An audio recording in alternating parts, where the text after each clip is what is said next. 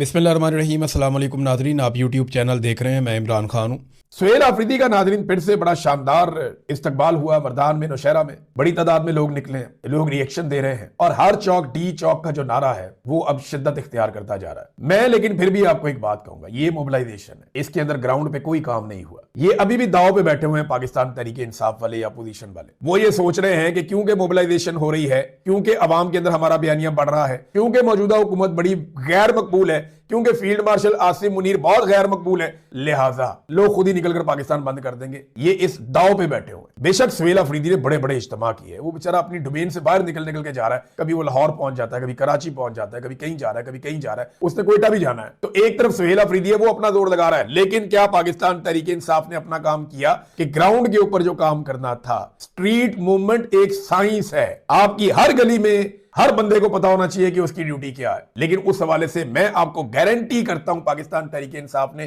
टके का काम नहीं किया। तहरीके इंसाफ सिर्फ इस दाव पे बैठी हुई है कि लोग सुहेल अफरीदी और इमरान खान साहब की मकबूलियत और इस चक्कर में जो इमरान खान साहब ने कह दिया बस लोग निकल आएंगे और हर चीज बंद कर देंगे, बगैर प्लानिंग के ऑटो पे लग के सारा कुछ हो जाएगा। इनके दिमाग में ये है, इम्कान है शायद ये हो जाए, लेकिन ज्यादा इम्कान यही है कि ये ऐसे होता नहीं है। जब तक तंजीम ना हो, जब तक सबको पता ना हो किसने कहां जाना है, किसने क्या करना है, किसकी क्या रिस्पॉन्सिबिलिटीज है, कौन से चौक में कौन से नौजवान जाएंगे, किस तरह वो एहतजाज करेंगे, जब तक लोगों के पास मंसूबा नहीं होगा ग्राउंड के ऊपर कुछ नहीं होगा। चंद घंटे का एहतजाज है, हो सकता है जहां पे बड़े बड़े लोग निकलेंगे वहां पे और लोग निकल आएंगे, लेकिन मोमेंटम तो बना है। सुहेल अफरीदी ने मोमेंटम तो बनाया अपने तौर पे, जितना वो जोर लगा सकता था उसने अपना जोर तो लगाया। अब सुहेल अफरीदी ने कहा जुमेरात को मुलाकात के लिए मैं अडियाला जाने का भी ऐलान करता हूं। अब वो जुमेरात को अडियाला जाएंगे। उसने कहा कि मैं उम्मीद करता हूं कि जुमेरात को मेरी इमरान खान साहब से मुलाकात करवा दी जाएगी। देखते हैं, क्योंकि जुमेरात से पहले मंगल आएगा, मंगल को इमरान खान साहब की बहनें जाएंगी मुलाकात करने के लिए। तो इमरान खान साहब की बहनों की मुलाकात होगी तो फिर उसके बाद सुहेल अफरीदी की भी हो जाएगी अगर होनी होगी तो, और मंगल को ही आइडिया हो जाएगा कि जुमेरात को क्या होने वाला है। तो सुहेल अफरीदी का ये कहना है कि जुमेरात को अडियाला जाने का ऐलान उन्होंने किया। उन्होंने कहा जी मैं वहां जाऊंगा और जाके कोशिश करूंगा। नादरीन, जिस रजीम को तब्दील किया बड़ी मेहनत से जनरल बाजवा ने, जनरल नदीम अंजुम ने, जनरल फैज ने, जनरल आसिम मुनीर ने, क्योंकि आसिम मुनीर का किरदार यह है कि इलेक्शन में लोग ले आए थे वापस इमरान खान को, लेकिन आसिम मुनीर साहब ने इमरान खान साहब की जगह फॉर्म 47 थमा दिए पीपल्स पार्टी को और पीएमएलएन को, और इनकी एक हुकूमत बना दी जाली। 17 सीटों वालों को लाके इक्तदार में बैठा दिया। अब जिसकी हुकूमत गिराई थी उस दौर में आटा 1100 रुपए का था, 20 किलो का थैला। कितने का था? 1100 रुपए का 20 किलो आटे का थैला था, जो जनरल बाजवा को और जनरल आसिम मुनीर को पसंद नहीं आया। और इस वक्त जो सस्ता आटा मिल रहा है उसकी कीमत है 20 किलो आटे का थैला 3000 रुपए तक पहुंच गया। 1100 का महंगा था, 3000 रुपए का सस्ता है, क्योंकि ना 1100 वाला आसिम मुनीर ने या जनरल बाजवा ने खरीद के लाना था, ना 3000 वाला इन लोगों ने खरीद कर लाना है। सरकारी नौकरी है, मौजा ही मौजा। खरीदना तो बेचारे गरीब आदमी है जिसने वोट डालना था, तो उसने वोट डाल दिया इमरान खान को। इन्होंने वोट का रुख मोड़ के इधर को कर दिया। इन्होंने बना दिया पीएमएलएन और पीपल्स पार्टी को हुकूमत में, जाली हुकूमत बना के बिठा दी। तो इन्होंने आटा खरीदा हो तो इनको पता हो ना। ये तो बंद कमरों में बैठ के फैसला करने वाले जो लोग हैं, उन्होंने कभी आटा, कभी चीनी, कभी दालें कभी खरीदी हो तो इनको पता हो ना। इन्हें तो जनाब राशन मिलता है खुला, और वो भी बहुत कीमती। नाज़रीन, एक दफ़ा फिर जंग का ख़तरा जो है वो बढ़ गया है। इसराइली और अमरीकी मीडिया ने दावे शुरू कर दिए हैं, और अल जज़ीरा ने भी ये रिपोर्ट किया है कि इसराइली सोर्सेज ये बता रहे हैं कि ईरान के ऊपर दोबारा जल्द बमबारी शुरू हो सकती है।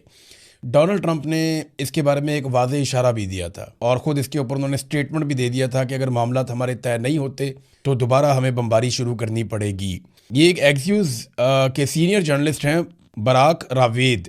इनका डोनाल्ड ट्रंप की हुकूमत से काफ़ी अच्छा ताल्लुक़ है, ये बहुत करीबी समझे जाते हैं। उन्होंने आला तरीन अफसरान से बातचीत की है और एक दावा कर दिया है। उन्होंने कहा कि अगर बहुत जल्दी कोई पेशरफ्त ना हुई, बल्कि इन्होंने 24 घंटे का वक्त दिया है कि अगर बहुत जल्दी कोई पेशरफ्त ना हुई तो जंग दोबारा शुरू हो सकती है। और जंग दोबारा शुरू होने की वजह यह है कि पाकिस्तान ने तो पूरी कोशिश की है ना। अब इस पे डोनाल्ड ट्रंप ने बहुत तारीफ़ें की हैं पाकिस्तान की, और बार बार तारीफ़ें की हैं फील्ड मार्शल आसिम मुनीर की और शहबाज शरीफ की, क्योंकि डोनाल्ड ट्रंप एक ऐसी दलदल में फंस गए हैं जहाँ से उन्हें कोई फेस सेविंग नहीं दे पा रहा, कोई भी उनका साथ नहीं दे रहा। हालात बहुत बुरे हैं उनके लिए। इस वक्त डोनाल्ड ट्रंप एक बेचारा है जिसके पास जो वाहिद चारा है वो एक पाकिस्तान का फील्ड मार्शल और एक पाकिस्तान का वज़ीर आज़म है, जो उसकी फेस सेविंग के लिए कोई भी कीमत अदा करने को तैयार है। दुनिया में कोई और डोनाल्ड ट्रंप का भार उठा नहीं पा रहा। यानी डोनाल्ड ट्रंप से लोग अपने आप को दूर रख रहे हैं, अपने आप को बचा रहे हैं। कोई भी इस शख्स की गारंटी लेने को तैयार नहीं है, क्योंकि डोनाल्ड ट्रंप का एक रिकॉर्ड है झूठ बोलने का, और इनका पिछले दौरे हुकूमत के जो झूठ हैं उनको जब कैलकुलेट किया गया इनके 4 सालों के ऊपर, तो पता चला कि डोनाल्ड ट्रंप ने रोजाना के हिसाब से कोई 21 झूठ बोले हैं। हजारों की तादाद में इनके झूठ रिकॉर्ड किए थे अमेरिकन मीडिया ने। अब वो तो पकड़ते हैं ना, वहाँ तो मीडिया आज़ाद है, वहाँ तो ऐसा नहीं है जैसे पाकिस्तान के अंदर है कि ये उठा के बंदे ही गायब कर देते हैं। बहरहाल अब ये दावा किया जा रहा है कि डोनाल्ड ट्रंप को दोबारा लड़ाई में जाना पड़ जाएगा अगर उसे कोई फेस सेविंग ना मिली तो क्या जंग दोबारा शुरू हो सकती है? इसका सबसे बड़ा जो एक रीज़न बन रहा है वो आबनाए हुर्मुज़ की बंदिश है। ईरान ने कहा कि आप मुहासरा ख़त्म कर दें और हम आबनाए हुर्मुज़ को खोल देते हैं, लेकिन अपनी शराइत के तहत। अमेरिका ने यह कहा कि आबनाए हुर्मुज़ हमने ताकत से खुलवा ली और हमारा मुहासरा जारी रहेगा। जो ईरानी स्पीकर कालीबाफ ने बयान दिया, उन्होंने कहा जी आबनाए हुर्मुज़ इस्लामी जमहूरिया ईरान का मुकम्मल कंट्रोल है इस वक्त। हमने बारूदी सुरंगें साफ करने के लिए जो अमेरिका कोशिश करने के लिए आया था, इसे जंगबंदी की खिलाफ वर्जी तस्वर किया हमने। सूरत हाल तसादुम के इंतहाई करीब पहुंच गई थी, लेकिन दुश्मन पीछे हट गया। अगर इस वक्त आबने हुर्मुज़ में ट्रैफिक रवा दवा है तो ये इसलिए है क्योंकि इसका कंट्रोल हमारे हाथों में है। अमेरिका ने हालिया दिनों में नाकाबंदी का ऐलान किया है। ये एक लापरवाह और जाहिलाना फैसला है। ये नामुमकिन है कि दूसरे तो आबनाए हुर्मुज़ से गुजर सकें, लेकिन हम ना गुजर पाएँ।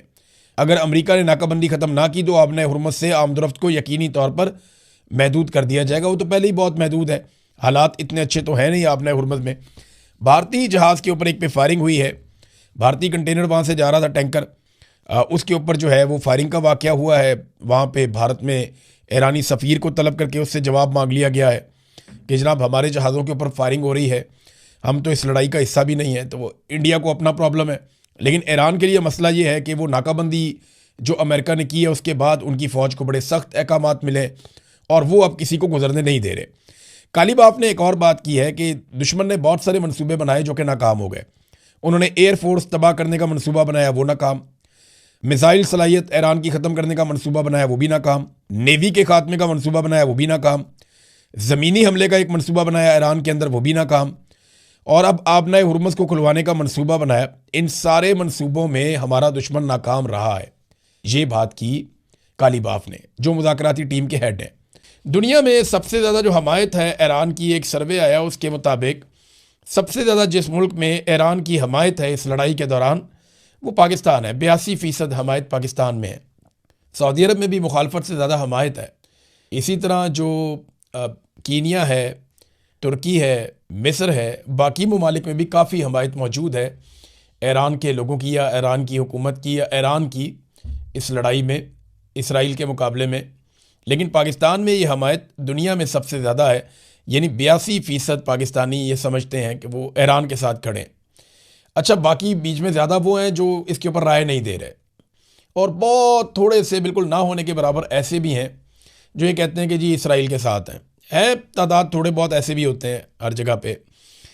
क्या ईरान और अमेरिका के बीच में जो सालिसी का किरदार पाकिस्तान अदा कर रहा है इसको किसी जानिब से तस्लीम किया जा रहा है? अमेरिका ने ये स्टेटमेंट दिया कि उसको कोई ऑफिशियल स्टेटमेंट ना समझा जाए पाकिस्तान में जो बातचीत हो रही है, यानी अमेरिका का ऑफिशियल मौक़िफ़ अलग होगा। ईरान ने इसके ऊपर क्या कहा ये आपको यहाँ से पता चल जाएगा। ये फॉरेन मिनिस्ट्री के जो तर्जुमान हैं ईरान के, उन्होंने स्टेटमेंट दिया कि अमेरिका की जो तजावीज़ हैं जो ईरान तक पहुँचाई गई हैं या उसके जो मुतालबात हैं 15 जो ईरान तक पहुँचाए गए हैं वो बड़े एक्सेसिव हैं और अनरीज़नेबल हैं, गैर माकूल किस्म के हैं, उनके ऊपर अमल नहीं हो सकता। फिर उन्होंने एक और जुमला बोला, Iran is not involved in Pakistan led meetings, कि पाकिस्तान जिन मीटिंग्स का या जिन इजलासों में शिरकत कर रहा है, जो चीज़ें कर रहा है, ईरान उसके अंदर इन्वॉल्व नहीं है। ये ईरानी वजारत ख़ारजा के तर्जुमान ने ये बयान देकर मामला काफ़ी क्लियर कर दिया।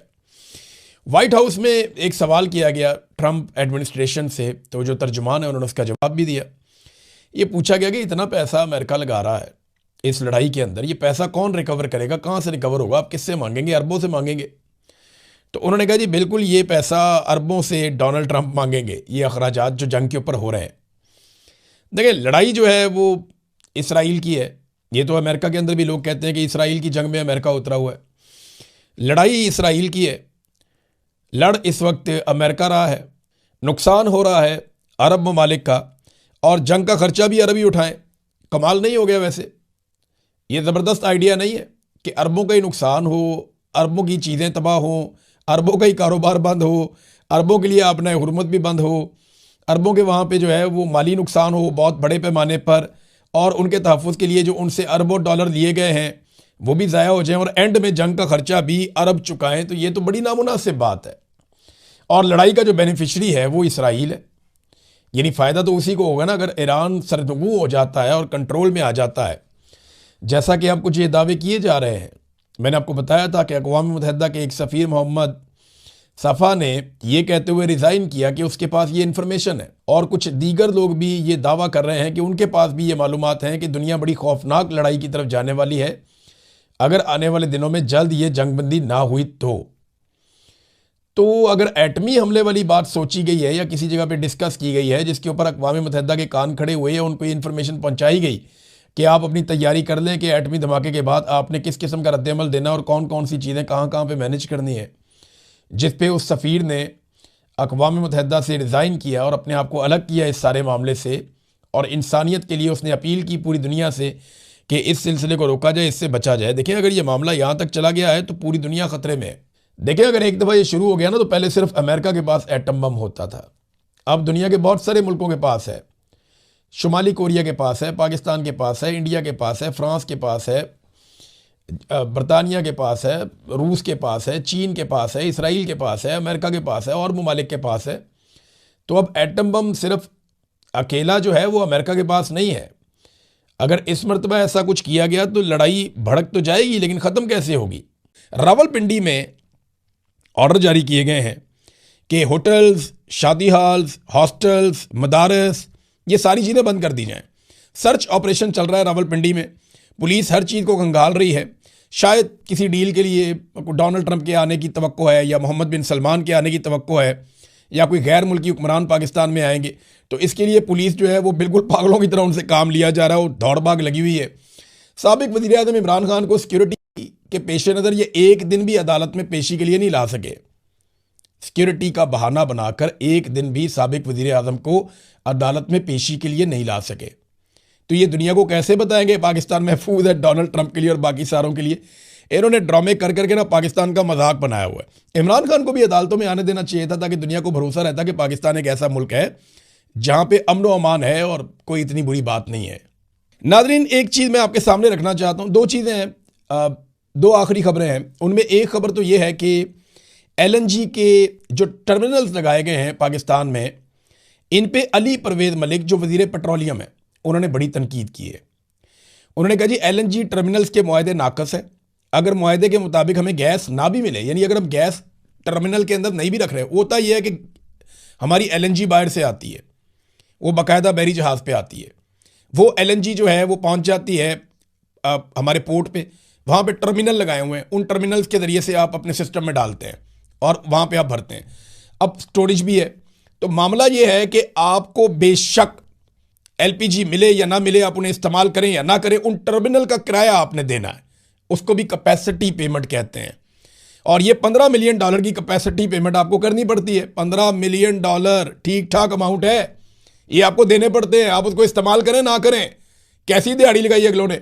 एक दफ़ा उन्होंने वो एक फैसिलिटी बनाई और नवाज शरीफ ने और शहबाज शरीफ ने उनको ऐसा नवाजा, उनके साथ ऐसा मुआहदा किया कि हम LPG लें या ना लें, हम आपको इसका किराया देते रहेंगे। $15 मिलियन आप हमसे वसूल करते जाइएगा, आपकी मौजें लग गई हैं। ये मुआहदा किया है इन्होंने पाकिस्तान के साथ। इनका अपना वजीर कह रहा है कि ये कोई सरपों ही नहीं है इसका, वो सर पकड़ के बैठा हुआ है। इनका अपना वजीर है अली परवेज़ मलिक।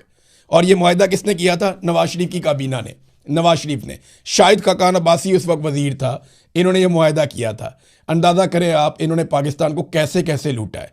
IPPs में कैपेसिटी पेमेंट, यहाँ पे भी कैपेसिटी पेमेंट, हर जगह पे कैपेसिटी पेमेंट कि जनाब हम पैसा आपको देंगे, हमारा मुल्क चले या ना चले, बिजली बने या ना बने, पैसा हम आपको देंगे। और ये पाकिस्तान की मिलिट्री एस्टेब्लिशमेंट ने पाकिस्तान के साथ अपने फेवरेट सियासतदानों के ज़रिए से करवाया है और आज पाकिस्तानी इस जाल में फंसे हुए हैं। आखिर में नाज़रीन एक खबर मैं आपके सामने रखना चाहता हूँ। खबर क्या है, मैं एक वार्निंग भी है जो मैं जारी कर रहा हूँ। माजी में ना हमारे इदारे में बैठे हुए लोगों ने 5th जनरेशन वॉर का एक बयानिया दिया और इस बयानिए के जरिए से हजारों नौजवानों को अपने साथ जोड़ लिया। हजारों नौजवान 5th जनरेशन वॉर के लिए वॉरियर बन गए थे माजी में, लेकिन जब हकायक खुले, इमरान खान साहब ने एक बयानिया बनाया, वो सारे समझ गए जनाब गेम तो कुछ और है, तो वो पाकिस्तान की मिलिट्री एस्टेब्लिशमेंट के खिलाफ हो गए और वो सारा बना बनाया खेल उल्टा पड़ गया। अब एक मरतबा फिर जो है वो 5th जनरेशन वॉर का तजर्बा नाकाम होने के बाद कुछ आगाही का तजर्बा किया जा रहा है और इसमें बड़े पैमाने पर जो है वो सरकारी इदारे के अंदर जो लोग काम करते हैं बेचारे, उन सबको जो है वो इस काम पे लगा दिया गया है। गालम बलोच के ऊपर, बदतमीजी करने के ऊपर हज़ारों अकाउंट्स बनाकर तो उनसे भी अब वही बेहूदगी करवाई जा रही है। ये इंतहाई नाक़िस हिकमत अमली है, ये कल को गले पड़ेगी और मैं लिख कर देने के लिए तैयार हूं कि ये भी कल को गले पड़ेगी। वजह यह है कि आप जिसको सोशल मीडिया पे ले आते हैं ना, उसको आज नहीं तो कल नहीं तो परसों वो सोशल मीडिया पे सिर्फ लिखता नहीं है, वो पढ़ता भी है। वो जितना लिखता है उससे ज़्यादा पढ़ता है। तो ये बात आप ज़हन में रखें कि पढ़ने से शऊर आता है और इन लोगों को जब शऊर आएगा ना तो ये हज़ारों लोग भी आपके गले पड़ जाएंगे। और जो इस वक्त हुकूमत है जो इस तजर्बे में शामिल है, यानी इदारों को सियासत में घसीटने का क्या फ़ायदा। मोहसिन नकवी ने कहा कि आसिम मुनीर अपना हर वादा पूरा करते हैं। मैं कहता हूँ आसिम मुनीर साहब कौम से कोई वादा करें ही ना, हमें कोई वादा उनसे चाहिए ही नहीं। वो सिर्फ अपना हलफ पूरा करें कि वो कभी सियासत के अंदर दखल अंदाजी नहीं करेंगे, वो कभी सियासत के अंदर हिस्सा नहीं लेंगे। सिर्फ इतना कर लेना, हर फौजी, हर पुलिस वाला, हर ब्यूरोक्रेट, हर आदमी अपने हलफ की पासदारी कर ले तो पाकिस्तान कहाँ से कहाँ चला जाए। अब तक के लिए इतने, अपना ख्याल रखिएगा, अपने चैनल का भी। अल्लाह हाफिज़।